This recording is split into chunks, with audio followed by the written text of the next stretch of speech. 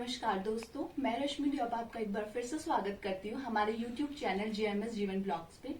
तो दोस्तों, जैसा कि आप सभी जानते हैं, आजकल हमारे देश भारत और नेपाल के बीच में कैसी टेंशन चल रही है बॉर्डर लाइन को लेके। तो उसी बारे में हम चर्चा करने आए हैं अस्कोट रियासत के 108वें महाराज भानुराज सिंह पाल जी के साथ। तो चलिए हम भानुराज सिंह पाल जी से उस बारे में चर्चा करते हैं। Welcome sir. सर, जैसा कि सर कहते हैं कि भारत अस्कोट रियासत और नेपाल के बीच में पहले काफी अच्छे संबंध हुआ करते थे, पर अब चीन के बहकावे में आके नेपाल भारत को आंख दिखा रहा है। तो इस बारे में सर आप क्या कहना चाहेंगे? मेरा तो ये कहना है कि 1279 में हमारे पूर्वज यहाँ आए थे।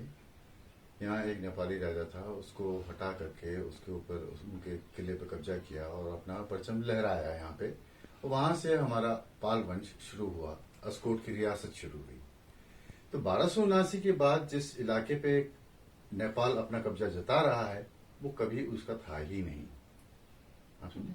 क्योंकि अगर फिर उसको मैं आपको बाद में नक्शे में भी क्लियर करके दिखा दूंगा कि मतलब क्या उसका स्थिति थी। ऐसा हुआ था कि जब अभयपाल देव ने यहाँ नेपाली राजा को हटा करके यहाँ अपना परचम लहराया, तो नेपाल का पश्चिमी हिस्सा, काफी बड़ा हिस्सा जो है वो अस्कोट की रियासत मानी जाती थी। वो तब जाके जब 1815 में सुगौली ट्रीटी का ड्राफ्टिंग हुई और 1816 में साइन हुआ। वो एक साल का जो समय लगा था वो इसलिए लगा क्योंकि उस समय हमारे जो राजा थे यहाँ पे, महेंद्रपाल द्वितीय, उन्होंने साफ कह दिया कि मुझे अपनी जमीन देने का कोई इरादा नहीं है। पर ब्रिटिश सरकार की वजह से ब्रिटिश सरकार के जोर देने पे कि अगर आपकी हम टेरिटरी को डिमार्केट करेंगे तो बहुत समय लग जाएगा, लेकिन नदी का जो बना हुआ है बॉर्डर लाइन, उसको अगर हम लेके चलते हैं तो बहुत सी चीजें आसान हो जाएंगी। और उसके एवज में उन्होंने कहा था कि आपको एक अच्छी रकम भी दे देंगे, जो कि फिर बाद में लास्ट में 70,000 में शायद तय हुआ था। और 70,000 1816 में महेंद्रपाल को दिए गए, जबकि उन्होंने अपनी जो रियासत का हिस्सा था, जो नेपाल के अंदर था, नेपाल के अंदर अब है, उसको उन्होंने हैंड ओवर किया था। सो बेसिकली नेपाल का वो हिस्सा, वो इलाका कभी था ही नहीं जिसको आज वो क्लेम कर रहे हैं। नंबर 2 चीज, इसको आपको ज्यादा क्लियर करने के लिए एक नक्शे का मैं उपयोग करना चाहूंगा। तो उसमें आप देखेंगे नेपाल का जो वेस्टर्न बॉर्डर है, जैसा कि आप फोन में क्लियर देख सकते हैं, नेपाल का ये वेस्टर्न जो बॉर्डर है ये बिल्कुल स्ट्रेट लाइन है। ये जैसे ये लाइन आ रही है, ये लाइन जो आ रही है यहाँ पे ना, उसी तरह यही लाइन आ रही है। अगर ये नेपाल का हिस्सा, ये जिसको क्लेम कर रहा है वो ये है, ये लिपुलेख है, ये काला पानी यहाँ पे है और ये लिम्पियाधुरा है। जब ये सुगौली ट्रीटी के अंतर्गत ये काली नदी का डिमार्केशन हुआ था या उसको बॉर्डर माना गया था, तब काली नदी को ये ये स्रोत था, जो स्रोत उसको मतलब सप्लाई कर रहा था। वो समय के जैसे समय बीतता गया ये सूख गया और यहां से शुरू हुआ, लिम्पियाधुरा के पास से एक नया नाला शुरू हुआ जो कि आके यहाँ पे यहाँ जुड़ने लगा। तो इसीलिए नेपाल अब ये कह रहा है कि काली नदी यहां से शुरू होती है, जबकि उस समय जब सुगौली ट्रीटी साइन हुई थी उस समय ये यहीं से ही शुरू हुआ था। लिपू लेक भी काफी अंदर था। ये आप समझ लीजिए कि ये कुछ नहीं तो 7-8 मील होगा बॉर्डर से लिपू लेक ना। तो ये यहां से शुरू हुआ था, जो कि उसका ओरिजिन ऑफ द रिवर काली वो यहां से था, ये यहां पे। और अब यहां पे जब नया एक बड़ा नाला आकर के इसने ऐसे यहां पानी ज्वाइन करना शुरू किया, तो अब नेपाल इसको स्रोत मान रहा है, which is absolutely wrong. Sir, तो मेरा नेक्स्ट क्वेश्चन ये है कि जो बाउंड्री लाइन पे ये है, इसके बारे में आपका क्या कहना है, जो भी नेपाल क्लेम कर रहे कि हमारा है? देखिए, इसमें सबसे सीधी सी बात यह है कि ये जो वेस्टर्न बॉर्डर है नेपाल का, समझे ना, सुगौली ट्रीटी के पहले इसमें 200 वर्ग मील अस्कोट की रियासत थी, जो कि हमने सुगौली ट्रीटी के अंतर्गत हैंड ओवर की थी।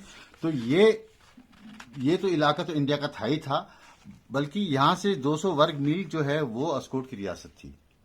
यहाँ पे अगर आप देखेंगे वेस्टर्न नेपाल में यहीं पे जो कि अब आपका नेपाल में है, उक्कू और बाकू दो इलाके हैं जो कि हमारे बुजुर्गों ने उनको मतलब हिस्से में दिया था उनके अपने भाइयों को। हमारे जो राजा था वो यही मतलब राज करता था और भाइयों को एक दो गांव दे दिए जाते थे हिस्से में। नंबर 2 चीज, शिखर एक टेम्पल है नेपाल में इस समय, वो हमारा कुल देवता का मंदिर था। समझे? तो फिर उसके बाद जब ये बाद में उस समय महेंद्र पाल जो द्वितीय थे उनकी मेम साहब मतलब हम लोग वहीं पूजा करने जाया करते थे। तो उनकी जो महेंद्र पाल द्वितीय की रानी साहब जो थी उन्होंने फिर मतलब कहा कि अब तो ये दूसरे देश में चला गया है, लिहाजा यहाँ हमको मतलब दर्शन करने के लिए कोई ऐसा कुछ करो।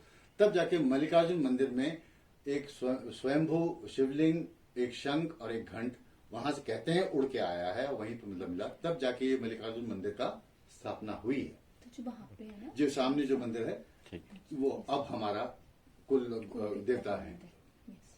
नंबर 2 चीज, ये जब हमने जब हैंडओवर किया था, ये 200 मील तो आपको बताया ही मैंने, है ना? तो 200 मील 200 वर्ग मील जो ये इलाका था वो इंडिया का था, तो फिर ये नेपाल का कहां से हो गया?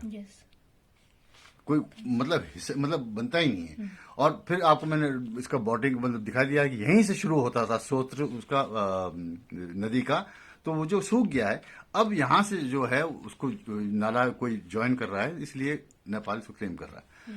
हमारी जितनी रिश्तेदारियां हुई हैं खास करके इस इलाके में सब नेपाल में हुई हैं। वहां की लड़कियां यहाँ आई हैं, यहाँ की लड़कियां वहां गई हैं, तो एक हमारा भाईचारा जैसा बना हुआ था। मेरे ग्रैंडफादर तक टोटल शादियां सब नेपाल में हुई ना। तो उसको देखते हुए मेरे समझ में ये नहीं आ रहा है कि मतलब इसको किस सूरत में नेपाल क्लेम कर रहा है। और फिर दूसरी बात ये, यहाँ की जो जनता है फिर उनको तो यही समझ में नहीं आ रहा है कि हम नेपाल के हैं कि इंडिया के हैं। So this is causing a lot of मतलब इसमें बहुत कंफ्यूजन क्रिएट हो रहा है। एंड मैं तो सोचता हूँ कि जो इंडिया नेपाल को अपने भाईचारा मानते हुए और जो था ओरिजिनली जो नक्शा बना है हर एक चीज को मतलब मेरे आर्ग्यूमेंट को भी जो मैं स्टेटमेंट दे रहा हूँ उसको सपोर्ट करने वाला इतना बड़ा नक्शा बना हुआ है, तो कोई कैसे क्लेम कर सकता है? अब कल को मतलब यहाँ से अगर ये स्रोत बंद हो गया और यहाँ से शुरू हो गया तो फिर मतलब ये कहेंगे कि साहब मुनस्यारी तक मतलब काली पानी हो गया, मतलब पूरा मतलब नेपाल का हिस्सा हो गया। ऐसे तो नहीं हो सकता ना। ये तो पूरा जो क्लेम है वो ही बेसलेस है, कोई बेस नहीं है उनके उसमें। So who are they? ये मेरे ग्रैंडफादर हैं रजवार विक्रम बहादुर पाल जी। ये मेरी grandmother Rani Tribhuvaneshwari Devi from she was the princess of Bajang. This is my father Rajwar Tikendra Bahadur Pal and that is my mother. She was the princess of Banswara in Rajasthan. She is the eldest daughter of His Highness of Banswara. This is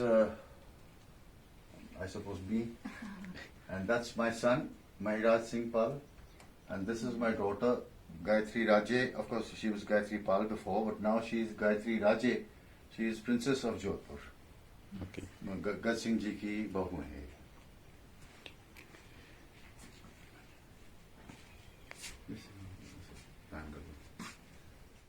sir यहाँ पे काफी सारी trophies रखी हैं, आप बता सकते हैं कौन से गेम्स पे आपने अचीव करी है? ये मेरी बैडमिंटन टूर्नामेंट्स की ट्रॉफीज हैं। Some are state championships, some are nationals and some are internationals.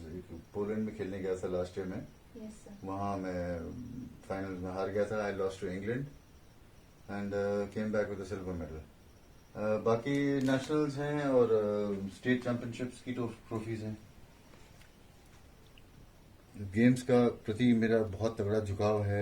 Always been a sportsman right from the very beginning. तो इसीलिए मैं गेम्स को तो मतलब समझिए एक किस्म का नशा है मेरा। बिना इसके तो मतलब मेरा चलना मुश्किल है। अब देखते हैं अब फ्यूचर में क्या रंगत लाता है। वैसे अगले साल स्पेन में होने की संभावना है इंटरनेशनल चैंपियनशिप, तो उम्मीद तो है कि मैं जाऊंगा उसमें भी खेलने के लिए। देखते हैं, शायद हो सकता है मैं अपना बदला ले लूं इंग्लैंड के खिलाफ और गोल्ड लेके आ जाऊं।